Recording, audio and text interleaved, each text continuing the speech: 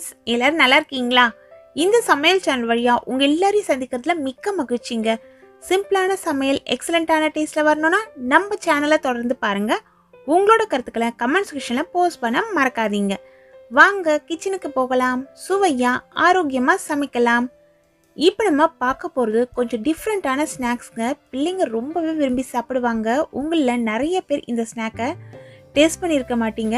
நம்ம வீட்டில் இருக்க குழிப்பணியார கல்லை வச்சு ஈஸியாக அதே சமயத்தில் நல்லா ரிச்சான டேஸ்ட்டில் ஒரு ஸ்நாக்ஸ் செய்யலாம். வாங்க.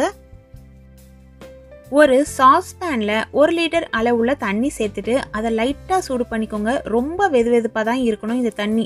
கொஞ்சம் கூட சுடக்கூடாது. கொஞ்சம் சுட்டுடுச்சுன்னா கூட நீங்கள் ஆற வச்சுருங்க. அதில் 1/4 டீஸ்பூன் அளவுள்ள உப்பு சேர்த்துக்கலாம். 2 கப் அளவுள்ள சேமியா சேர்த்துக்கலாம். சேமியா வறுத்த சேமியா, வறுக்காத சேமியா எது இருந்தாலுமே பரவாயில்ல. மெஷர்மெண்ட் கப்பில் 1 கப் அப்படின்னு ஒரு மெஷர்மெண்ட் இருக்கும் இல்லைங்களா, அதில் 2 கப் அளவுள்ள சேமியா சேர்த்து கலந்து விட்டுக்கலாம். ஸ்டவ்வை நான் ஆன் பண்ணல. ரொம்பவே வெதுவெதுப்பான தண்ணியில் தான் இதை சேர்க்குறேன். ஜஸ்ட் ஒரே ஒரு நிமிஷம் கூட தேவையில்லைங்க. இதை ஃபுல்லாக கலந்துட்டு இந்த சேமியாவை தண்ணியிலேருந்து வடிகட்டி உடனே எடுத்துடணும். இப்போ சேமியாவை நல்லா நம்ம கலந்து விட்டுட்டோம். தண்ணியிலேருந்து வடிகட்டி எடுத்துடலாம். சேமியாவை இது போல் ஒரு வடிகட்டி வச்சு நல்லா வடிகட்டி எடுத்து வச்சிடலாம். சேமியாவில் துளி கூட தண்ணியே இருக்கக்கூடாது. இது அப்படியே ஒரு ஓரமாக இருக்கட்டும். இப்போ இன்னொரு பேனில் 1/4 கப் அளவுள்ள கஸ்டர்ட் பவுடர் சேர்த்துக்கலாம். கஸ்டர்ட் பவுடர் வீட்டில் இல்லைன்னா பரவாயில்ல. கார்ன்ஃப்ளவர் 1/4 கப் அளவு சேர்த்துக்கோங்க. இதுக்கு தேவையான அளவு இனிப்புக்கு சர்க்கரை சேர்க்க போகிறோம். எந்த அளவு கஸ்டர்ட் பவுடர் சேர்க்குறீங்களோ அதிலேருந்து 1 டேபிள் ஸ்பூன் அளவு எக்ஸ்ட்ரா சர்க்கரை சேர்த்துக்கோங்க. 1 கப் அளவுள்ள பால் சேர்த்துக்கலாம். இது ஏற்கனவே காய்ச்சின பால் தான். நல்ல திக்கான பாலாக இருந்தால் பரவாயில்ல, சேர்த்துக்கோங்க. இது வரைக்கும் ஸ்டவ்வை சுவிட்ச் ஆன் பண்ணவே இல்லை. இது எல்லாத்தையும் சேர்த்துட்டு நல்லா கலந்து விட்டுடலாம். கட்டிகள் எதுவுமே இருக்கக்கூடாது. சூடான பாலை நீங்கள் இதில் சேர்க்கக்கூடாது. ரூம் டெம்பரேச்சரில் இருக்க பால் தான் சேர்க்கணும். சூடான பால் நம்ம சேர்த்தா கஸ்டர்ட் பவுடரோடு சேர்ந்து அது முதல்லையே திக்காக மாற ஆரம்பிச்சிடும். அதனால் ரூம் டெம்பரேச்சரில் இருக்க பால் சேர்த்து நல்லா கலந்து விட்டு கட்டிகள்லாம் இல்லாமல் கரைஞ்ச பிறகு ஸ்டவ்வை சுவிட்ச் ஆன் பண்ணிவிட்டு மீடியம் ஃப்ளேமில் வச்சு கலந்து விட்டால் ஒரு 2 நிமிஷத்துக்கெல்லாம் இந்த கஸ்டர்ட் பவுடர் இது போல் திக்காக மாறிடும். நீங்கள் கார்ன்ஃப்ளவர் சேர்க்குற மாதிரி இருந்ததுன்னா அதனோடையே ஏலக்காய் தூள் 1/4 டேபிள் ஸ்பூன் அளவு சேர்த்துக்கோங்க. இது வெனிலா ஃப்ளேவரில் இருக்கக்கூடிய கஸ்டர்ட் பவுடர். இது பார்த்தீங்கன்னா இந்தளவு திக்கான பிறகு இதை எடுத்து நம்ம அப்படியே ஆற வச்சிடலாம். இப்போ வடிகட்டி வச்சுருக்க சேமியாவை நம்ம பவுலில் சேர்த்துக்கலாம். சேமியா உதுராக இருக்கணும், ஆனால் சாஃப்டாக இருக்கணும். அதனால தான் நம்ம வெதுவெதுப்பான தண்ணியில் சேர்த்தோம். இதனோடையே 2 டேபிள் ஸ்பூன் அளவுள்ள சர்க்கரை பவுடர் சேர்த்துக்கலாம்.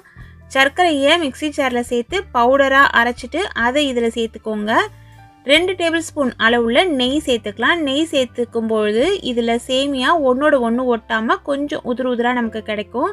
இதே போல் லைட்டாக இந்த சேமியாவோட நெய்யும் இந்த சர்க்கரை தூளும் நல்லா கலக்கிற மாதிரி கலந்து விட்டுக்கோங்க. இது போல் நமக்கு மிக்சர் இருக்கணும். சேமியா கொஞ்சம் நல்லா சாஃப்டாக இருக்கணும், அவ்வளவுதான். இப்போ ஒரு குழிப்பணியார கல் எடுத்துக்கலாம். அந்த குழிப்பணியார கல்லில் நெய் இல்லை எண்ணெய் விட்டுக்கோங்க. நெய் விட்டு செஞ்சால் நல்லா வாசமாக இருக்கும்.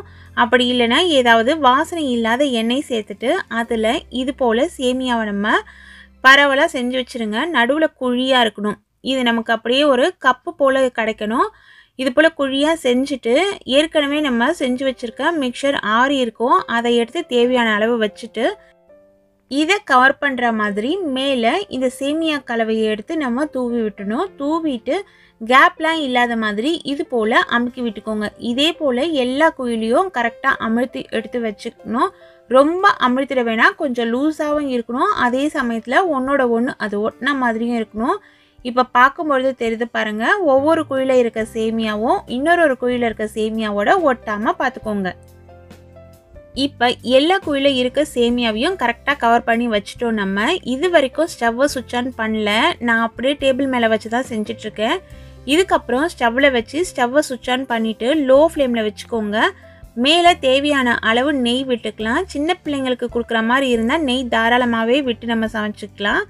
நெய் எல்லாத்து மேலேயும் விட்டுட்டு தட்டு போட்டு மூடி லோ ஃப்ளேமில் அப்படியே ஒரு 5 நிமிஷத்துக்கு வச்சிடலாம். லோ ஃப்ளேமில் வெந்தால் தான் கரெக்டாக கோல்டன் கலரில் வெந்து வரும். 5 நிமிஷம் கழித்து நீங்கள் ஓப்பன் பண்ணி பாருங்கள். அடியிலலாம் லைட்டாக நமக்கு இது போல் ப்ரௌன் கலராக சேஞ்ச் ஆகிருக்கும். இது போல் கலர் ஓரங்கள் வந்த பிறகு லைட்டாக திருப்பி விடலாம். திருப்பும்போதே கரெக்டாக திரும்பிடும். எவ்வளவு சூப்பராக அடியில் நல்ல ஒரு டார்க் கோல்டன் கலரில் கலர் மாறி வந்திருக்கு பாருங்கள். இதே போல் எல்லாத்தையும் நம்ம திருப்பி திருப்பி விட்டுக்கலாம். நம்ம கரெக்டாக அழுத்தி ஒரு சேமியாவோட இன்னொரு குழியில் இருக்க சேமியா ஒட்டாமல் கரெக்டாக வச்சாதான் திருப்பி விடும்பொழுது நமக்கு பிரச்சனை இல்லாமல் இருக்கும். இல்லைனா திருப்பும்பொழுது நமக்கு கரெக்டாகவே திருப்ப வராது. இப்போ ஒவ்வொரு குழிலையும் எவ்வளவு கரெக்டாக அழகாக அடிப்பக்கம் பொன்னிறமாக மாறி வந்திருக்கு. திருப்புறதுக்கும் நமக்கு ரொம்ப ஈஸியாக இருக்குது பாருங்கள். இதே போல் இந்த பக்கமும் ஒரு 3 நிமிஷத்துக்கு வேகட்டும். ஃபர்ஸ்ட்டு பார்த்தீங்கன்னா 5 நிமிஷம் ஆகும். அதுக்கப்புறம் 2-3 நிமிஷத்துலேயே அடுத்த பக்கம் கோல்டன் கலரில் சேஞ்ச் ஆகிடும். இதே போல் நல்லா டார்க் கோல்டன் கலரில் 2 பக்கமும் வந்த பிறகு ஸ்டவ்வை சுவிட்ச் ஆஃப் பண்ணிவிட்டு இது எல்லாத்தையும் எடுத்து ஒரு பிளேட்டில் வச்சுக்கலாம். சூப்பராக ரெடி ஆகிடுச்சு பாருங்கள். எப்பொழுதுமே நடுவில் இருக்க குழியில் இருக்கிறது சீக்கிரமாக செவந்துடும். அதனால் இது போல் மாற்றி மாற்றி போட்டு கரெக்டாக எல்லாத்தையும் கோல்டன் கலரில் சேஞ்ச் ஆகிற வரைக்கும் வறுத்து எடுத்து வச்சுக்கலாம். நம்ம இப்போ சர்க்கரை பாகு ரெடி பண்ணிக்கலாங்க.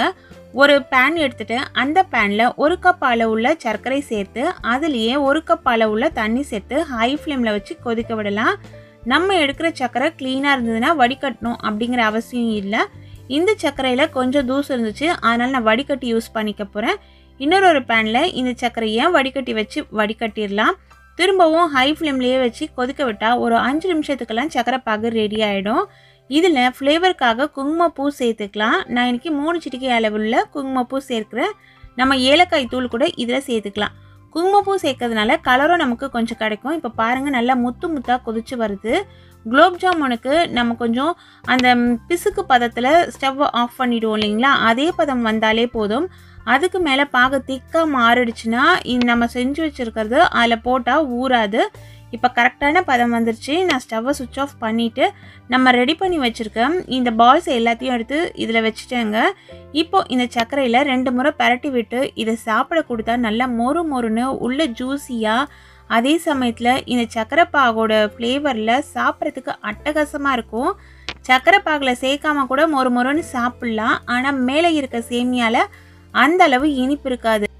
இது போல் செய்யும் பொழுது இந்த பால்ஸ் எல்லாம் சர்க்கரை பாகில் ஊறி சாப்பிட்றதுக்கே ரொம்ப டேஸ்ட்டாக இருக்குங்க.